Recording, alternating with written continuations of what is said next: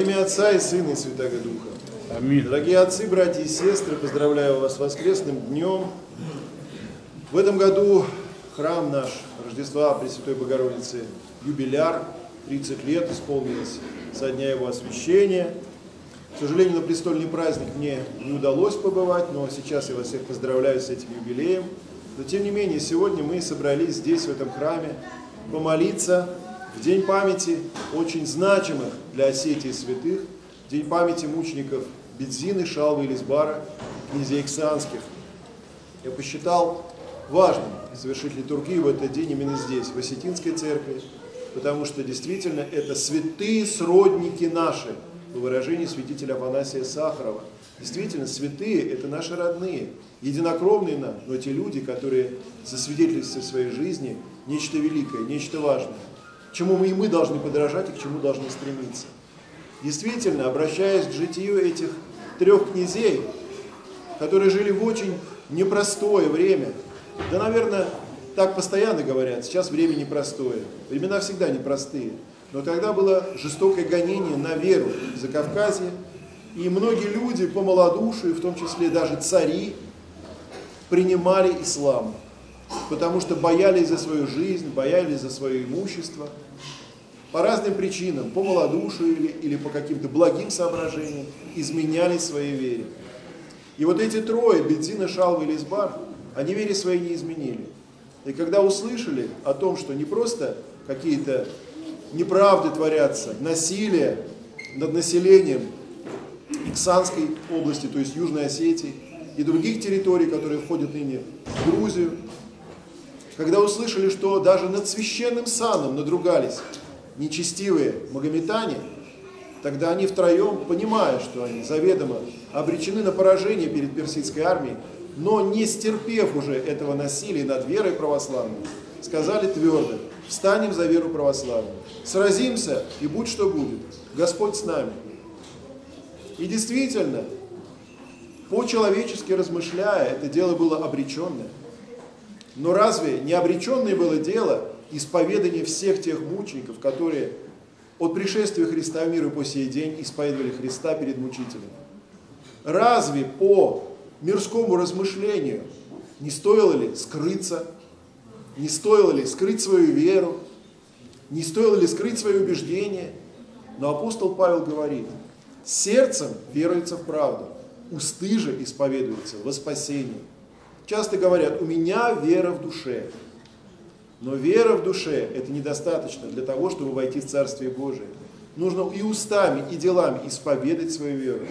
И именно это устное, словесное исповедание и дела по вере являются тем, о чем говорит апостол Павел – спасение. И вот святые князья Ксанские встали за веру православную. Они потерпели поражение в битве. Даже не столько поражение, но им угрожали, что если они не сдадутся, то будет истреблено все то население тех земель, над которыми они властвовали. Они отдали сами себя в руки мучителей. И когда их и ласками, и уговорами, и угрозами мучений уговаривали принять ислам, они отказались. Они были казнены. Но действительно Господь прославил их. И вот эта троица святых мужей предстоит сейчас в этом тройственном лике перед ликом Святой Троицы. Они засвидетельствовали свою веру и тем самым дали нам пример и надежду, что Господь постановляем не бывает, что проходят эти трудные времена.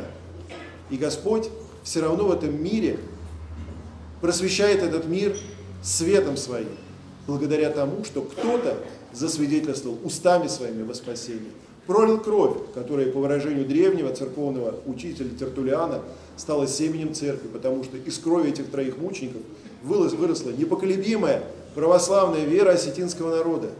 Потому что святые сродники наши и сейчас на небе предстоя молятся с нами. И сегодня, в этот день памяти этих святых мучеников, мы имеем возможность приложиться к их мощам. Сегодня они здесь, в нашем храме. Можем помолиться и попросить у них, чего же можем у них попросить? Крепости и мужества. Потому что времена, похоже, наступают опять-таки очень сложные. И, возможно, и гонения грядут на веру Христову. Потому что слышим мы о каких-то событиях в мире, когда целые регионы христианские исчезают с лица земли, уходит население, населяют его другие люди, другой веры, мир христианский подвергается гонениям, то в одном уголке мира, то в другом. Все это мы слышим.